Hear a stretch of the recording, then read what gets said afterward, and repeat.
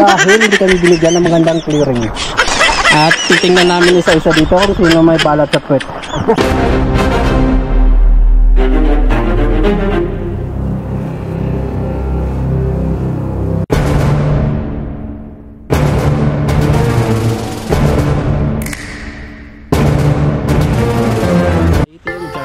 Dito sa Tapayaw Abiyang Elementary School. Dito sa baba Kalakbay, may tindahan na kayong makikita. Since umuulan today, sa akyat namin, ayan, umuulan. So maghanap kami ng payong kung meron. Dito tayo ngayon sa Benguet. Aakyatin namin ngayong bundok ay Mount Lubog. Ito yung pinaka-jump off. Ito yung school na kung saan mag-start na kayo mag-train. So sa pagpunta namin dito, maulan. Kikita niya sa likod ko, ayan, nagpapag yan. At medyo challenging to, ha. Umuulan ng umakyat, first time ko to. Ito yung CR mga Kalakbay. Kung gusto niyo mag-CR dito bago umakyat. Tapos, okay, go.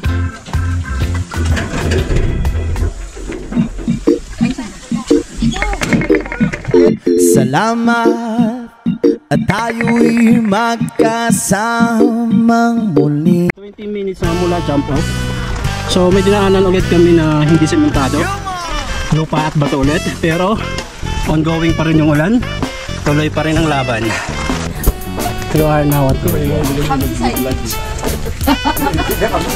So wala pa rin clearing, ganun pa rin. Mga Kalakbay, pinanad kami pumunta dito kasi puro fog. Yung blessing sumusobra yung ulan. So masaya rin kahit pa paano naglalakad kami, tuloy-tuloy lang din. Kung nais yung pumunta rito, observe niyo muna yung weather, yung climate dito. Tulad nito, hindi namin na-estimate, umuulan, wala kang makikitang clearing, puro lang puti.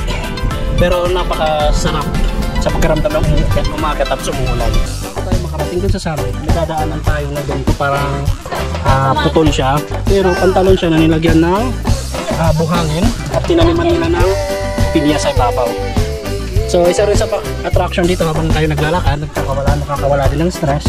At dito naman sa right side, mini garden siya na gawa sa mga gulong at saka sa mga plastics material.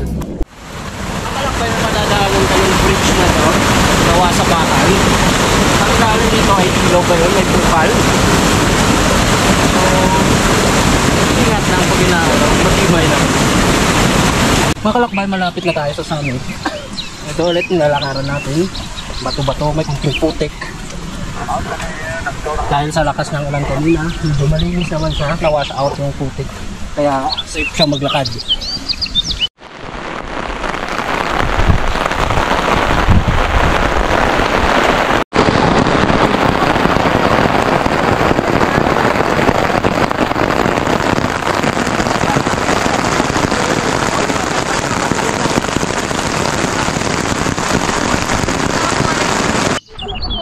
Mga Kalakbay, nasa summit na kami.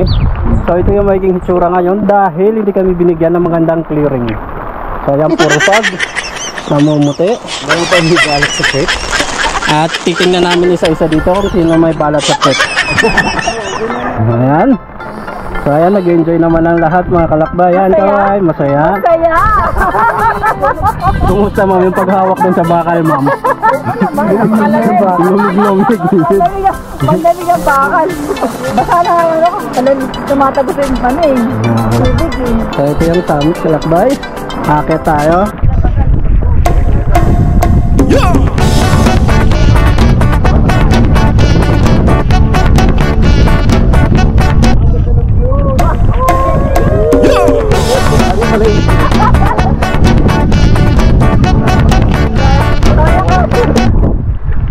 Para yung 360 yan ni Nad. Kaway kami na. So mga Kalakbay, galing na kami sa summit, pababa na kami. Ganun pa rin. Tayo binigyan ng magandang clearing.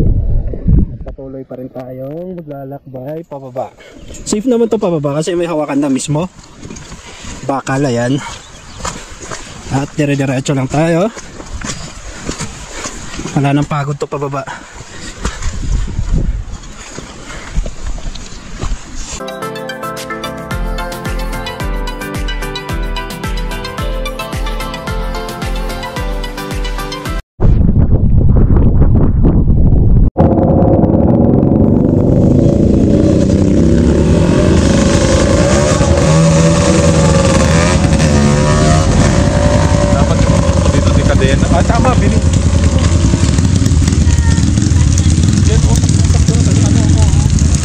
dyan.